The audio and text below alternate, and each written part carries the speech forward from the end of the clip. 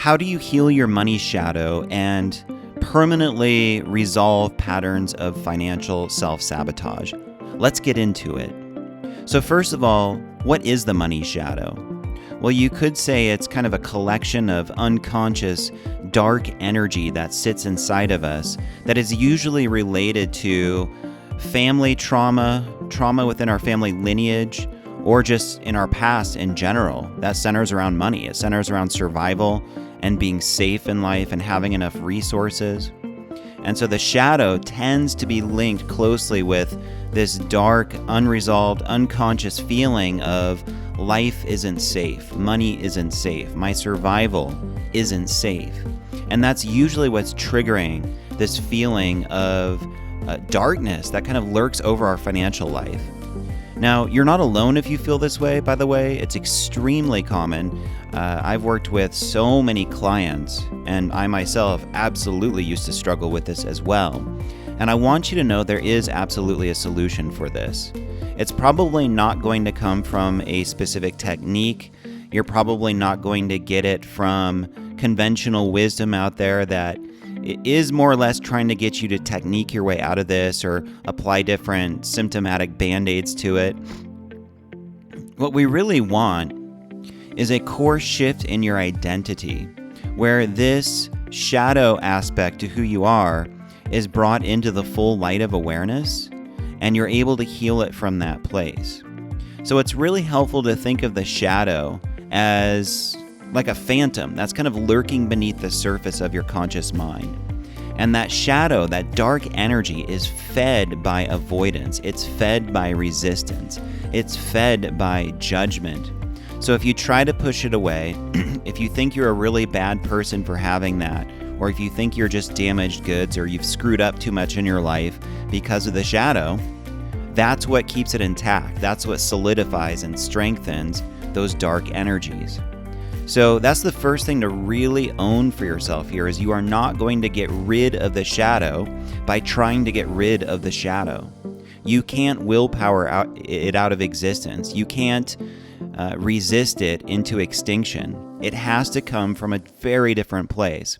And so the whole philosophy that this channel is based on is that everything that happens in your life is there for a reason. There's this infinite intelligence that is there behind the scenes in your life that is shaping itself into all of the different story dynamics that you're living through.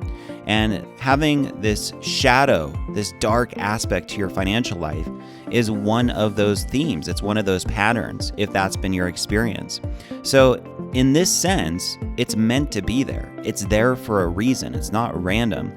It's an integral part of your story. And the reason it's there is to make the story interesting.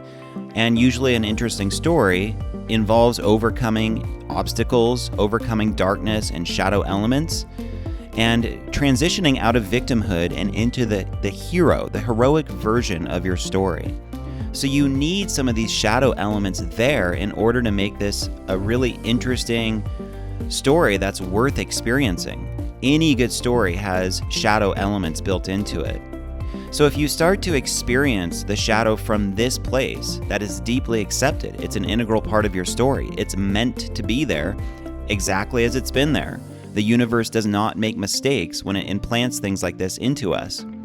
Just relating to it from that place philosophically opens you up. It gives you a lot of space and breathing room around it. So you don't need to judge it so much or think that you are flawed or super problematic for having this as part of your experience. Now, this is really the entry point into healing the money shadow. You want to bring it into the light of conscious awareness. Stop avoiding it. Stop treating it like it's a problem. Because remember, that phantom energy can only lurk beneath the surface of our unconscious in terms of it being fed and sustained. The light of awareness is what obliterates it. The light of love, the light of acceptance is what eliminates it. And that feels counterintuitive at first because we're so deeply taught that these shadow elements are indeed flawed. They're problematic. We need to get rid of them. We need to do everything we can to force them out of existence. But you've likely already tried that. You've tried to technique your way out of it. You've used all kinds of things, and it just keeps coming back. It just keeps reverting back to the same default set point over and over again with money. Maybe you make a lot of it, but then it all goes away. You mismanage the way you spend it. Maybe you struggle to make a lot of it and you're always just living right on the edge financially. Whatever your pattern is, however that shadow shows up, it's entirely workable. The entry point into workability is make it a top priority to bring awareness to it, to make it a conscious process of healing this sucker. So that's number one. Bring it into the light of awareness. It can only sustain itself through unconscious energy. That's what darkness is. As you start to examine it more and probe into it and really see, like, where did it come from? Who taught me this? Where did these limiting beliefs about myself come from? What sort of family lineage or trauma was there as part of my past that contributed to this? The next step is to shower it with unconditional love and acceptance. So philosophically, we now know the reason it's there. It's an integral part of your story, shaped by universal intelligence to help you, to support you in transitioning out of the victim and into the hero of your own unique story. That's why it's there.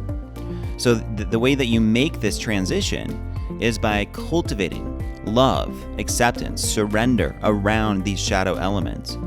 Feel the trauma, feel the pain of them, feel the discomfort, but drop all of those labels and just feel the raw frequency of it in your body, in your mind. Let it be there for the first time ever without any sort of need for it to go away. That alone is a game changer. Now, once you start to feel a sense of ease and spaciousness wash over you and self-love by relating to your situation through a problem-free lens, the next step is to imagine yourself already being free from the money shadow. So from a place of deep acceptance and non-resistance, you can use the power of your imagination to visualize yourself already being healed from this pattern. If you are already free from the money shadow, what would that look like in your life? And your job is to essentially adopt this new role, character act a little bit, act as if that's already you. So a lot of people say this feels artificial when they try to do this work, or it feels a little contrived. But you have to remember that the money shadow is not actually real. It itself is an illusion. It itself is contrived energy. It's not who you really are. It's just there to make for an interesting story. So ironically, the way out of it is to stop wishing it away, to stop trying to get rid of it and shower it with love. And then through that, imagine that you're already whole. You're already living in light. You're already financially abundant. You already have a high level of financial stability, maturity, and health in your life. Like whatever the opposite of the shadow is, hold that in your imagination and act as if that's already in you. You're embodying the energy, the frequency of that now. And you're just getting acquainted with that. So this is the true process of transformation out of that shadow energy.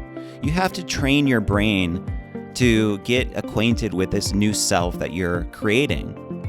So it's good to remember there's a payoff for staying stuck in shadow energy. And you might be somewhat culpable in this way. We all probably are, where that payoff tends to be shying away from accountability, not wanting to fully own our greatness, not wanting to step into our innate power, because it can be scary to do that. And when we carry around shadow energy, it's like deflecting our sense of accountability in life. So you want to look at that too through this lens. What's the payoff for it staying stuck inside of me? If it's all an illusion and it can only persist through unconscious means, I'm not paying conscious attention to it in a loving way, what's the payoff of that behavior? So it tends to be very important to relate to these patterns from this honest, brutally honest place a lot of the time. So the last step, and just to summarize the first three steps, hold it in the light of awareness, shower it with love and acceptance, non-resistance, imagine already being free from it and train your nervous system to get acquainted with that. And the last step is to reverse engineer action steps coming from this new identity that you're sculpting out. So if you are already free from the shadow, you are already financially balanced in your life, healthy, what would you do? What sort of decisions would you make from that place? How would you manage your finances? What would you spend your money on? How would you go about making more money?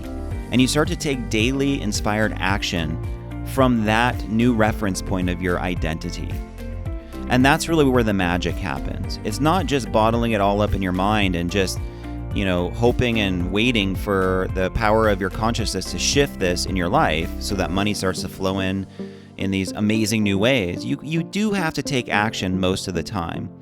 But we just want to make sure that action is coming from a place of love, not attachment. You're willing to experiment and try new things and break old habits.